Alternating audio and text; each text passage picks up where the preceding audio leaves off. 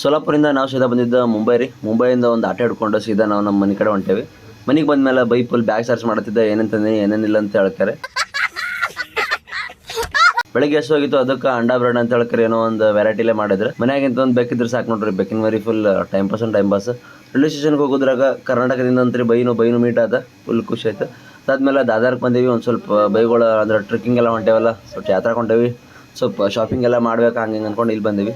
ಇಲ್ಲಿ ಬರೋದ್ರಾಗ ಒಂದು ಸ್ವಲ್ಪ ಅದು ಏನೇನೋ ಬೇಕು ಡ್ರೆಸ್ ಎಲ್ಲ ತೊಗೊಂಡ್ವಿ. ಡ್ರೆಸ್ ತೊಗೊಂಡಾದ್ಮೇಲೆ ಈ ವಾಚ್ ಫುಲ್ ಅವರ ಅನ್ನಿಸ್ತಾರೆ, 9999 ಹಂಗಾಗಿ ತೊಗೊಂಡು ಸುಸ್ತಾಗಿತ್ತು ಅಂತ ಹೇಳ್ತಾರೆ. ಒಂದು ಸ್ವಲ್ಪ ಒಂದು ಜ್ಯೂಸ್ ಕುಡ್ದು ಇದನ್ನೆಲ್ಲ ತೊಗೋಬೇಕಂತೇಳಿ ಅಂಗಡಿ ಕಡೆ ಹೋದೇವ್ರಿ. ಅಂಗಡಿ ಹೋದ್ಮೇಲೆ ಗೊತ್ತಾಗಿತ್ತು ನಾವು ಇದ್ದಂಗೆ ಯಾರೋ ಹುಡುಗಿನೇ ಇಲ್ಲ ಅಂತ ಹೇಳ್ತಾರೆ. ನೋಡ್ರಿ ರೈಲ್ವೆ ಸ್ಟೇಷನಿಗೆ ಬಂದಿವಿ. ರೈಲ್ವೆ ಸ್ಟೇಷನ್ ಬರೋದ್ರಾಗ ಒಂಥರ ಸೀನ್ರಿ ಚೆನ್ನಾಗಿತ್ತು. ಸೊ ಇದ್ರಾಗ ಇನ್ನೂ ಅಷ್ಟೊಂದು ಚೆನ್ನಾಗಿ ಕ್ಯಾಪ್ಚರ್ ಆಗಿಲ್ಲ. ಮುಂಬೈ ಒಳಗೆ ನೀವೇನು ನೋಡಲಿಲ್ಲ ಅಂದರೂ ಈ ಥರ ಒಂದು ದೃಶ್ಯ ಕಾಣಕ್ಕೆ ಸಿಗ್ತೈತಿ. ಹೆಣ್ಣಾಗಲಿ ಗಂಡಾಗಲಿ ವಿಂಡೋ ಸೈಡ್ ನಿಂದ್ರೋದು. ಮತ್ತು ಮನೆಗೆ ಬರೋದ್ರಾಗ ಈ ಥರ ಎಲ್ಲ ಮಾಡಿದ್ರೆ ತಿಂದು ಆರಾಮಾಗಿ ರೆಸ್ಟ್ ಮಾಡೋದು.